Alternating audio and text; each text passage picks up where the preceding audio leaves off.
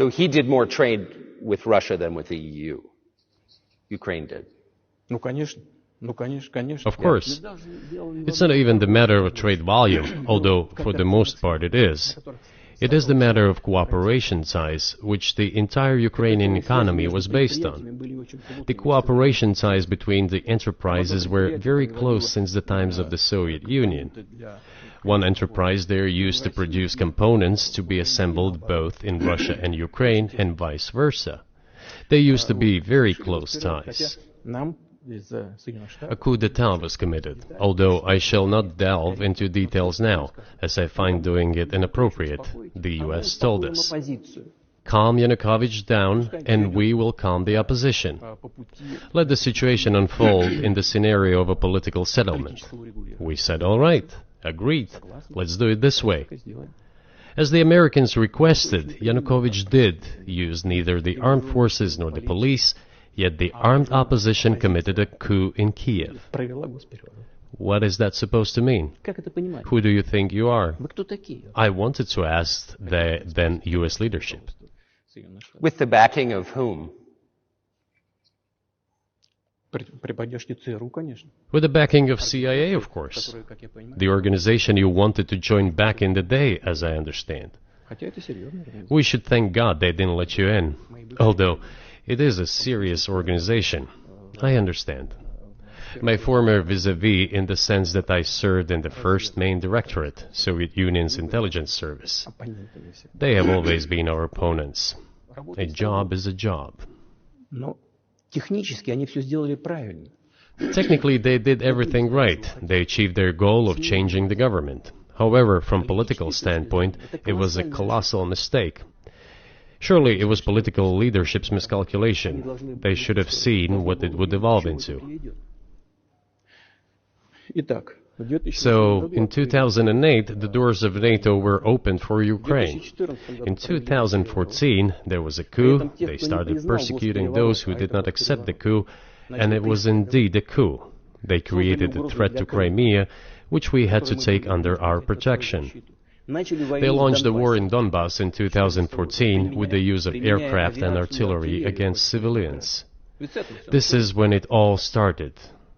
There is a video of aircraft attacking Donetsk from above. They launched a large-scale military operation, then another one. When they failed, they started to prepare the next one. All this against the background of military development of this territory and opening of NATO's doors. How could we not express concern over what was happening? From our side, this would have been a culpable negligence. That's what it would have been. It's just that the U.S. political leadership pushed us to the line we could not cross, because doing so could have ruined Russia itself.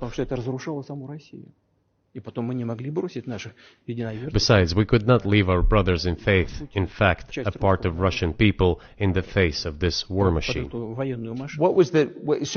that was 8 years before the current conflict started. So what was the trigger for you? What was the moment where you decided you had to do this?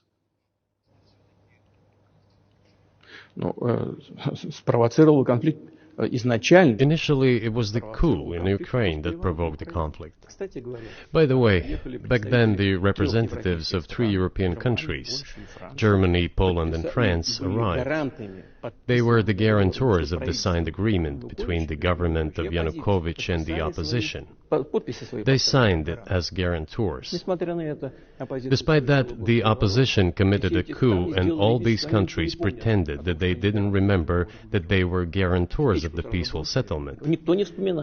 They just threw it in the stove right away, and nobody recalls that. I don't know if the U.S. know anything about the agreement between the opposition and the authorities, and its 3 guarantors who, instead of bringing this whole situation back in the political field, supported the coup. Although it was meaningless, believe me, because President Yanukovych agreed to all conditions. He was ready to hold an early election, which he had no chance of winning, frankly speaking. Everyone knew that. Then why the coup? Why the victims? Why threatening Crimea? Why launching an operation in Donbass? This I do not understand. That is exactly what the miscalculation is. CIA did its job to complete the coup. I think one of the deputy secretaries of state said that it cost a large sum of money, almost 5 billion. But the political mistake was colossal. Why would they have to do that? All this could have been done legally, without victims, without military action, without losing Crimea. We would have never considered to even lift a finger if it hadn't been for the bloody developments on Maidan. Because we agreed with the fact that after the collapse of the Soviet Union, our borders should be along the borders of former Union's republics. We agreed to that. But we never agreed to NATO's expansion, and moreover, we never agreed that Ukraine would be in NATO. We did not agree to NATO bases there without any discussion with us. For decades, we kept asking, don't do this, don't do that. And what triggered the latest events? Firstly, the current Ukrainian leadership declared that it would not implement the Minsk agreements, which had been signed, as you know, after the events of 2014 in Minsk, where the plan of peaceful settlement in Donbass was set forth. But no, the current Ukrainian leadership, foreign minister, all other officials, and then President himself said that they don't like anything about the Minsk agreements. In other words, they were not going to implement it. A year or a year and a half ago, former leaders of Germany and France said openly to the whole world that they indeed signed the Minsk agreements, but they never intended to implement them. They simply led us by the nose. Was there anyone for you to talk to? Did you call a U.S. President, Secretary of State, and say, if you keep militarizing Ukraine with NATO forces, we're going to act?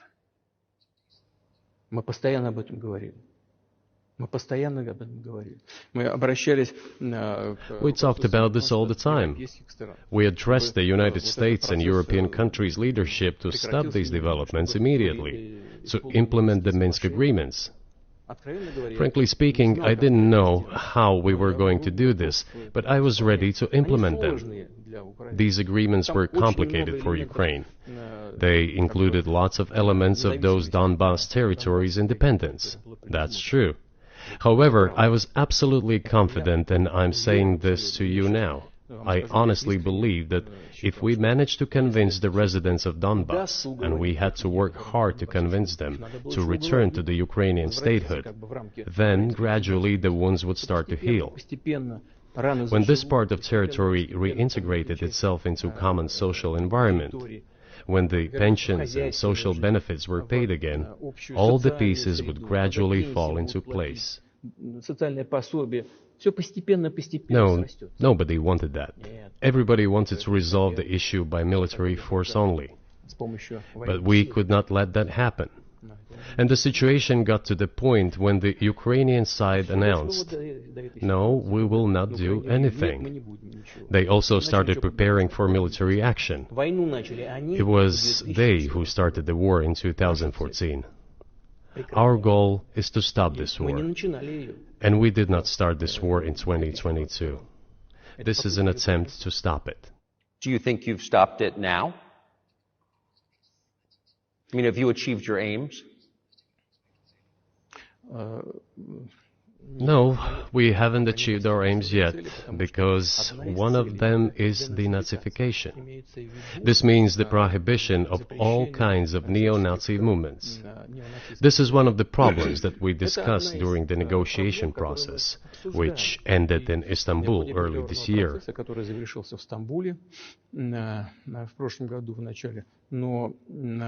And it was not our initiative, because we were told by the Europeans, in particular, that it was necessary to create conditions for the final signing of the documents. My counterparts in France and Germany said, how can you imagine them signing a treaty with a gun to their heads? The troops should be pulled back from Kiev. I said, all right, we withdrew the troops from Kiev. As soon as we pulled back our troops from Kiev, our Ukrainian negotiators immediately threw all our agreements reached in Istanbul into the bin and got prepared for a long-standing armed confrontation with the help of the United States and its satellites in Europe. That is how the situation has developed, and that is how it looks now. But what is, pardon my ignorance, what is denazification? What would that mean? What is... Да, вот я как раз хочу сейчас об этом сказать. Это очень важный вопрос. Денацификация. That is what I want to talk about right now. It is a very important issue. Denazification. After gaining independence, Ukraine began to search, as some Western analysts say, its identity. And it came up with nothing better than to build this identity upon some false heroes who collaborated with Hitler.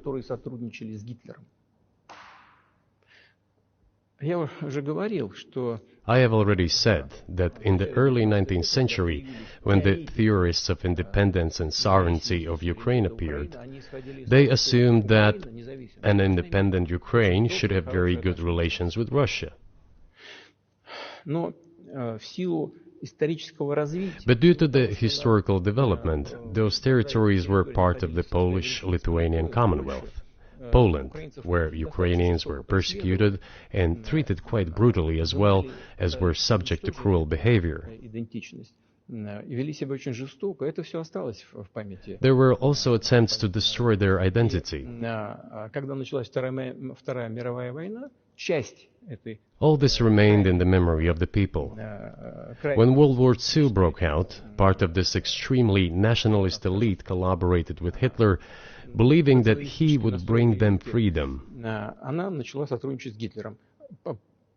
The German troops, even the SS troops, made Hitler's collaborators do the dirtiest work of exterminating the Polish and Jewish population. Hence this brutal massacre of the Polish and Jewish population, as well as the Russian population too.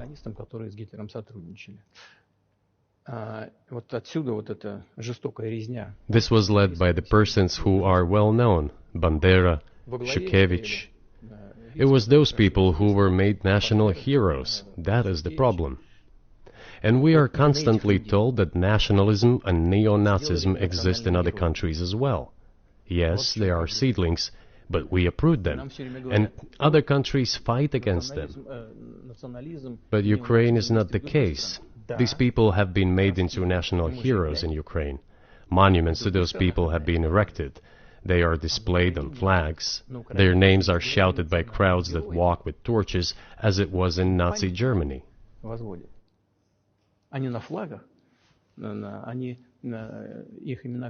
These were people who exterminated Poles, Jews, and Russians.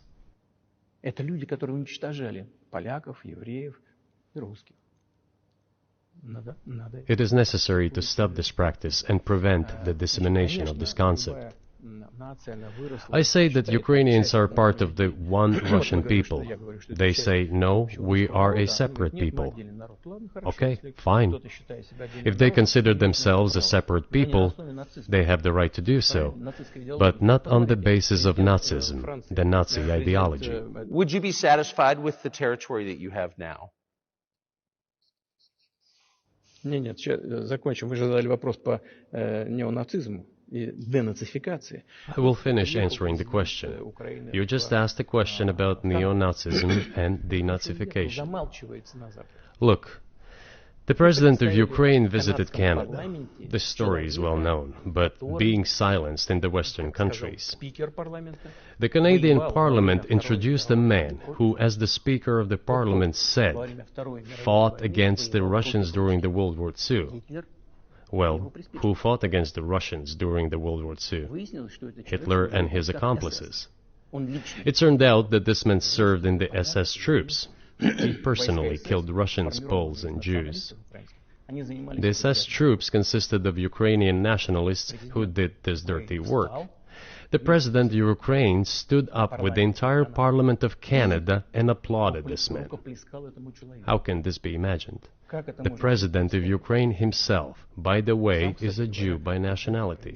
Really, my question is, what do you do about it? I mean, Hitler's been dead for 80 years. Nazi Germany no longer exists.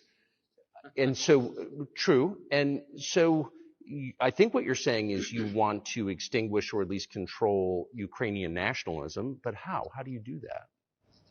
Вот послушайте меня. Ваш вопрос очень тонкий. Listen to me.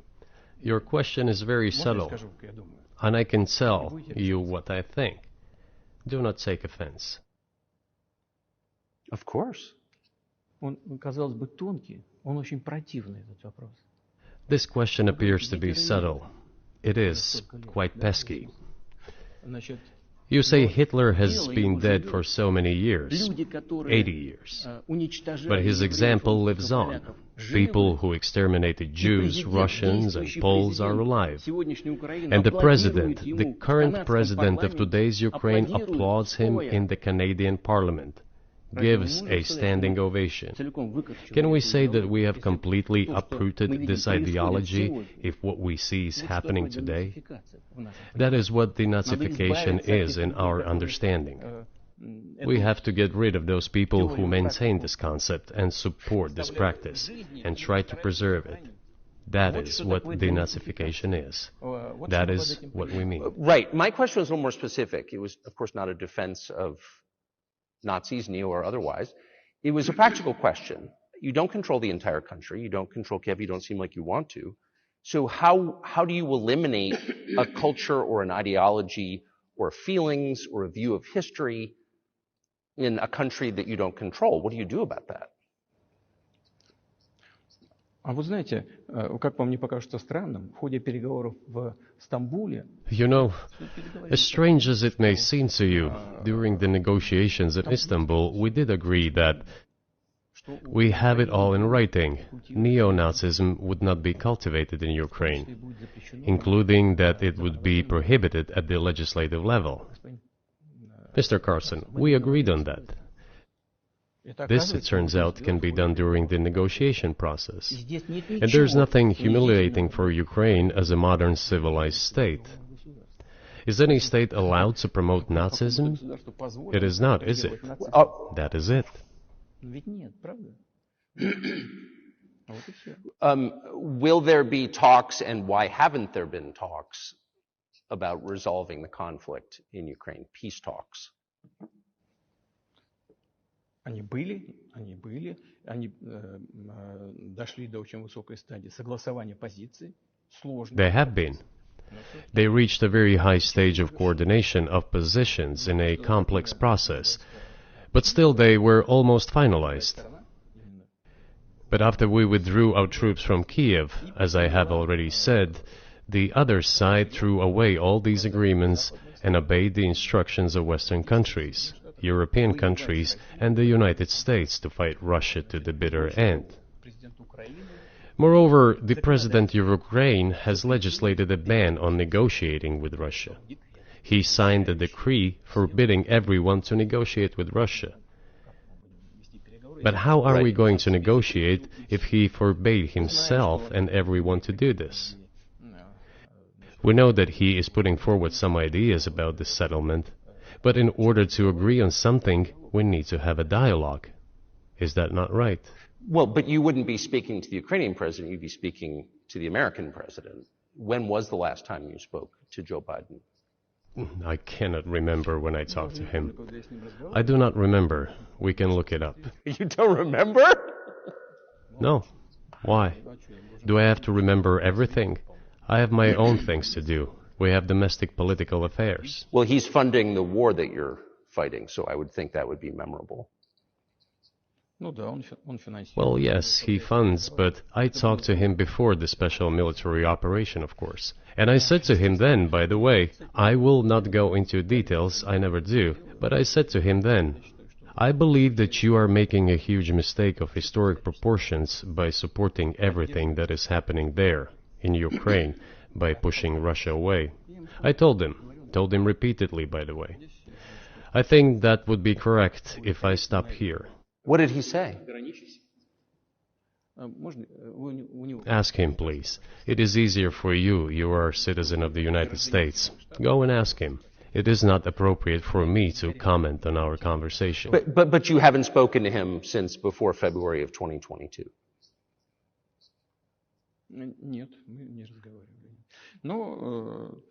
No, we haven't spoken. Certain contacts are being maintained, though. Speaking of which, do you remember what I told you about my proposal to work together on a missile defense system? Yes. You can ask all of them. All of them are safe and sound, thank God. The former president, Condoleezza, is safe and sound, and I think Mr. Gates and the current director of the intelligence agency, Mr. Burns, the then ambassador to Russia, in my opinion, are very successful ambassador. They were all witnesses to these conversations. Ask them. Same here. If you are interested in what Mr. President Biden responded to me, ask him. At any rate, I talked to him about it. I'm definitely interested, but from the outside, it seems like this could devolve or evolve into something that brings the entire world into conflict and could initiate a nuclear launch. And so why don't you just call Biden and say, let's work this out?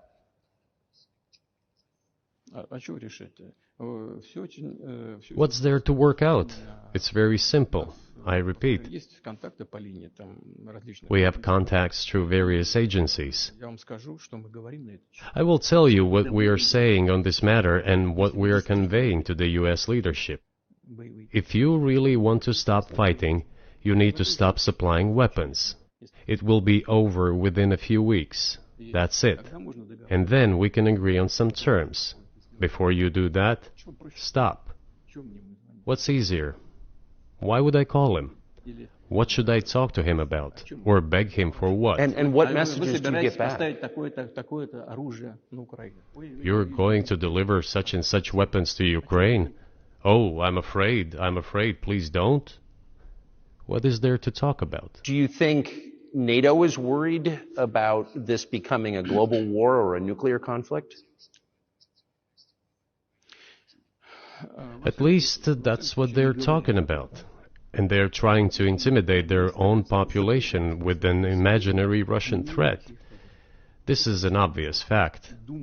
And thinking people, not Philistines, but thinking people, analysts, those who are engaged in real politics, just smart people, understand perfectly well that this is a fake. They're trying to fuel the Russian threat. The threat I think you're referring to is a Russian invasion of Poland, Latvia, expansionist behavior. Can you imagine a scenario where you sent Russian troops to Poland?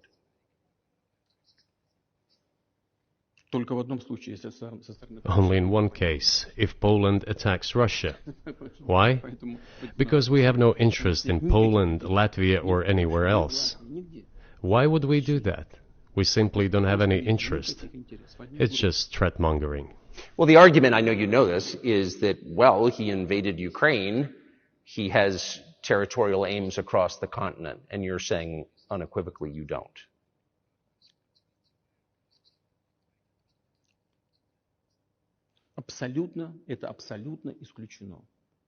It is absolutely out of the question. You just don't have to be any kind of analyst. It goes against common sense to get involved in some kind of a global war. And a global war will bring all humanity to the brink of destruction. It's obvious. There are certainly means of deterrence. They have been scaring everyone with us all along. Tomorrow Russia will use tactical nuclear weapons. Tomorrow Russia will use that. No, the day after tomorrow. So what? In order to extort additional money from US taxpayers and European taxpayers in the confrontation with Russia in the Ukrainian theater of war. The goal is to weaken Russia as much as possible. One of our senior United States senators from the state of New York, Chuck Schumer, said yesterday, I believe, that we have to continue to fund the Ukrainian effort or U.S. soldiers, citizens could wind up fighting there. How do you assess that?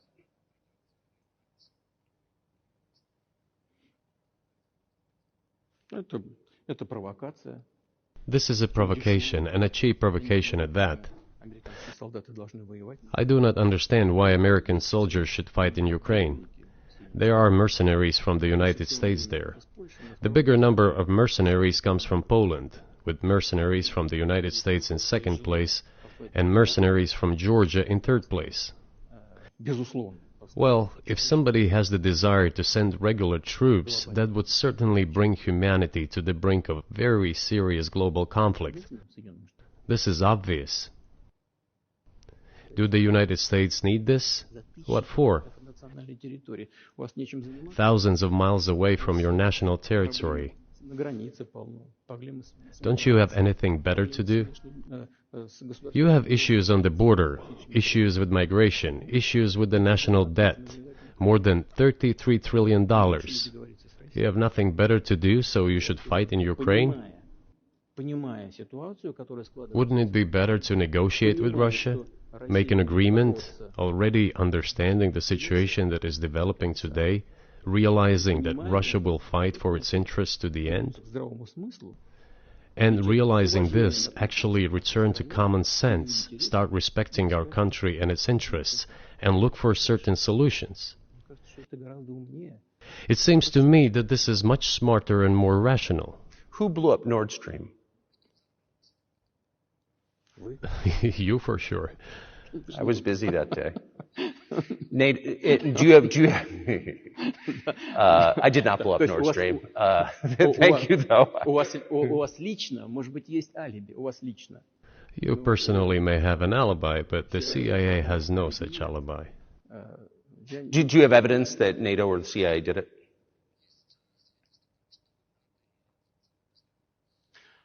Вы знаете, я не You know, I won't get into details, but people always say in such cases, look for someone who is interested. But in this case, we should not only look for someone who is interested, but also for someone who has capabilities. Because there may be many people interested, but not all of them are capable of sinking to the bottom of the Baltic Sea and carrying out this explosion. These two components should be connected. Who is interested and who is capable of doing it? But I'm confused. I mean, that's the biggest act of industrial terrorism ever, and it's the largest emission of CO2 in history. Okay, so if you had evidence, and presumably given your security services, your intel services, you would, that NATO, the US, CIA, the West, did this, why wouldn't you present it and win a propaganda victory? В войне пропаганды очень сложно. In the war of propaganda, it is very difficult to defeat the United States, because the United States controls all the world's media and many European media. The ultimate beneficiary of the biggest European media are American financial institutions. Don't you know that? So it is possible to get involved in this work, but it is cost prohibitive, so to speak. Мы можем We can simply shine the spotlight on our sources of information, and we will not achieve results. It is clear to the whole world what happened, and even American analysts talk about it directly. It's true. Yes, but here's a question you may be able to answer. You worked in Germany, famously. The Germans clearly know that their NATO partner did this, and it damaged their economy greatly. It may never recover. Why are they being silent about it? That's very confusing to me. Why wouldn't the Germans say something about it? Ну, меня это тоже удивляет. This also confuses me. But today's German leadership is guided by the interests of the collective West rather than its national interests. Otherwise, it is difficult to explain the logic of their action or inaction. After all, it is not only about Nord Stream 1, which was blown up, and the Nord Stream 2 was damaged. But one pipe is safe and sound, and gas can be supplied to Europe through it. But Germany does not open it. We are ready, please. Но Германия же не открывает его. There's another route through Poland called Yamal Europe, which also allows for large flow. Poland has closed it, but Poland pecks from the German hand. It receives money from the pan-European funds, and Germany is the main donor to these pan-European funds. Germany feeds Poland to a certain extent, and they close their route to Germany. Why? I don't understand. Ukraine, to which the Germans supply weapons and give money. Germany is the second sponsor of the United States in terms of financial aid to Ukraine. There are two gas routes through Ukraine. They simply closed one route, the Ukrainians. Open the second route and please get gas from Russia. They do not open it. Why don't the Germans say, look guys, we give you money and weapons, open up the valve, please, let the gas from Russia pass through for us. We're buying liquefied gas at exorbitant prices in Europe, which brings the level of our competitiveness and economy in general down to zero. Do you want us to give you money? Let us have the decent existence. Make money for our economy, because this is where the money we give you comes from. They refuse to do so. Why? Ask them. That is what is like in their heads. Those are highly incompetent people. Well, maybe the world is breaking into two hemispheres, one with cheap energy, the other without. And I want to ask you that. If we're now a multipolar world, obviously we are, can you describe the blocks of alliances? Who is in each side, do you think? Listen, you have said that the world is breaking into two hemispheres. A human brain is divided into two hemispheres. One is responsible for one type of activities, the other one is more about creativity and so on. But it is still one and the same head. The world should be a single whole. Security should be shared rather than meant for the golden billion. That is the only scenario where the world could be stable, sustainable, and predictable. Until then, while the head is split in two parts, it is an illness, a serious adverse condition. It is a period of severe disease that the world is going through now. But I think that, thanks to honest journalism, this work is akin to work of the doctors. This could somehow be remedied. Well, let's just give one example, the U.S. dollar, which has kind of united the world in a lot of ways, maybe not to your advantage, but certainly to ours. Is that going away as the reserve currency, the universally accepted currency? How have sanctions, do you think, changed the dollar's place in the world?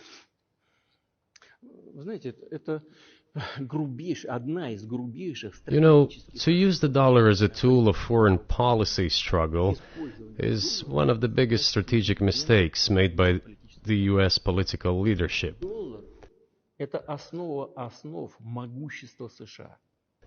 The dollar is the cornerstone of the United States power. I think everyone understands very well that no matter how many dollars are printed, they are quickly dispersed all over the world.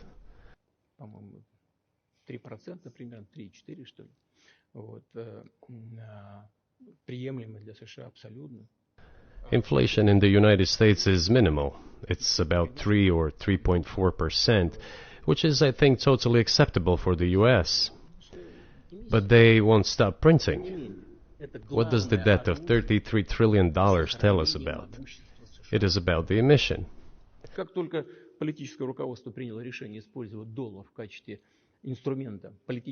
Nevertheless, it is the main weapon used by the United States to preserve its power across the world. As soon as the political leadership decided to use the US dollar as a tool of political struggle, a blow was dealt to this American power. I would not like to use any strong language, but it is a stupid thing to do and a grave mistake.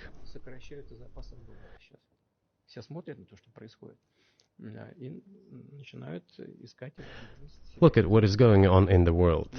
Even the United States allies are now downsizing their dollar reserves. Seeing this, everyone starts looking for ways to protect themselves. But the fact that the United States applies restrictive measures to certain countries, such as placing restrictions on transactions, freezing assets, etc., causes grave concern and sends a signal to the whole world. What did we have here? Until 2022, about 80% of Russian foreign trade transactions were made in US dollars and euros.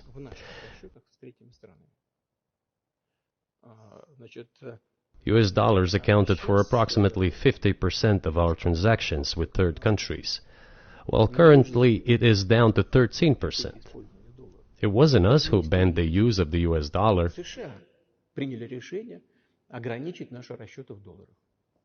We had no such intention. It was decision of the United States to restrict our transactions in US dollars. I think it is complete foolishness from the point of view of the interests of the United States itself and its taxpayers, as it damages the US economy, undermines the power of the United States across the world. By the way, our transactions in yuan accounted for about 3%. Today, 34% of our transactions are made in rubles, and about as much, a little over 34% in yuan. Why did the United States do this? My only guess is self-conceit. They probably thought it would lead to full collapse, but nothing collapsed. Moreover, other countries, including oil producers, are thinking of and already accepting payments for oil in yuan. Do you even realize what is going on or not? Does anyone in the United States realize this? What are you doing? You are cutting yourself off. All experts say this. Ask any intelligent and thinking person in the United States what the dollar means for the U.S. But You're killing it with your own hands. I think that's I think that's a fair assessment. The question is what comes next, and maybe you trade one colonial power for another, much less sentimental and forgiving colonial power. I mean, is the BRICS, for example, in danger of being completely dominated by the Chinese economy in a way that's not good for their sovereignty? Do you worry about that? Well, we have heard those boogeyman stories before. It is a boogeyman story. We're neighbors with China. You cannot choose neighbors just as you cannot choose close relatives. We share a border of 1,000 kilometers with them. This is number one. Second, we have a centuries-long history of coexistence. We're used to it. Third, China's foreign policy philosophy is not aggressive. Its idea is to always look for compromise, and we can see that. The next point is as follows. We are always told the same boogeyman story, and here it goes again. Through an euphemistic form, but it is still the same boogeyman story. The cooperation with China keeps increasing. The pace at which China's cooperation with Europe is growing is higher and greater than that of the growth of Chinese-Russian cooperation. Ask Europeans, aren't they afraid? They might be, I don't know. But they are still trying to access China's market at all costs, especially now that they are facing economic problems. Chinese businesses are also exploring the European market. Do Chinese businesses have small presence in the United States? Yes, the political decisions are such that they are trying to limit their cooperation with China. It is to your own detriment, Mr. Tucker, that you are limiting cooperation with China. You are hurting yourself. It is a delicate matter, and there are no silver bullet solutions, just as it is with the dollar. So, before introducing any illegitimate sanctions, illegitimate in terms of the Charter of the United Nations, one should think very carefully. For decision makers, this appears to be a problem. So you said a moment ago that the world would be a lot better if it weren't broken into competing alliances, if there was cooperation globally. One of the reasons you don't have that is because the current American administration is dead set against you. Do you think if there were a new administration after Joe Biden that you would be able to reestablish communication with the U.S. government? Or does it not matter who the president is? Сейчас скажу, но чтобы закончить предыдущий вопрос. I will tell you, but let me finish the previous thought. We, together with my colleague and friend, President Xi Jinping, set a goal to reach $200 billion of mutual trade with China this year. We have exceeded this level. According to our figures, our bilateral trade with China totals already $230 billion, and the Chinese statistics says it is $240 billion. One more important thing. Our trade is well balanced, mutually complementary in high-tech, energy, scientific research and development. It is very balanced. As for BRICS, where Russia took over the presidency this year, the BRICS countries are, by and large, developing very rapidly. Look, if memory serves me right, back in 1992, the share of the G7 countries in the world economy amounted to 47%, whereas in 2022 it was down to, I think, a little over 30%. The BRICS countries accounted for only 16% in 1992, but now their share is greater than that of the G7. It has nothing to do with the events in Ukraine. This is due to the trends of global development and world economy, as I mentioned just now. And this is inevitable. This will keep happening. It is like the rise of the sun. You cannot prevent the sun from rising. You have to adapt to it. How do the United States adapt? With the help of force, sanctions, pressure, bombings, and use of armed forces. This is about self-conceit. Your political establishment does not understand that the world is changing under objective circumstances. And in order to preserve your level, even if someone aspires, to the level of dominance, you have to make the right decisions in a competent and timely manner. Such brutal actions, including with regard to Russia and, say, other countries, are counterproductive. This is an obvious fact. It has already become evident. You just asked me if another leader comes and changes something. It is not about the leader. It is not about the personality of a particular person. I had a very good relationship with, say, Bush. I know that in the United States he was portrayed as some kind of a country boy who does not understand much. I assure you that this is not the case. I think he made a lot of mistakes with regard to Russia, too. I told you about 2008 and the decision in Bucharest to open the NATO's doors for Ukraine and so on. That happened during his presidency. He actually exercised pressure on the Europeans. But in general, on a personal human level, I had a very good relationship with him. He was no worse than any other American or Russian or European politician. I assure you, he understood what he was doing as well as others. I had such personal relationship with Trump as well. It is not about the personality of the leader. It is about the elite's mindset. If the idea of domination at any cost, based also on forceful actions, dominates the American society, nothing will change. It will only get worse. But if, in the end, one comes to the awareness that the world has been changing due to the objective circumstances, and that one should be able to adapt to them in time, using the advantages that the U.S. still has today, then perhaps something may change. Look, China's economy has become the first economy in the world in purchasing power parity. In terms of volume, it overtook the U.S. a long time ago. The USA comes second, then India, 1.5 billion people, and then Japan, with Russia in the 5th place. Russia was the first economy in Europe last year, despite all the sanctions and restrictions. Is it normal from your point of view? Sanctions, restrictions, impossibility of payments in dollars, being cut off from SWIFT services, sanctions against our ships carrying oil, sanctions against airplanes, sanctions in everything, everywhere.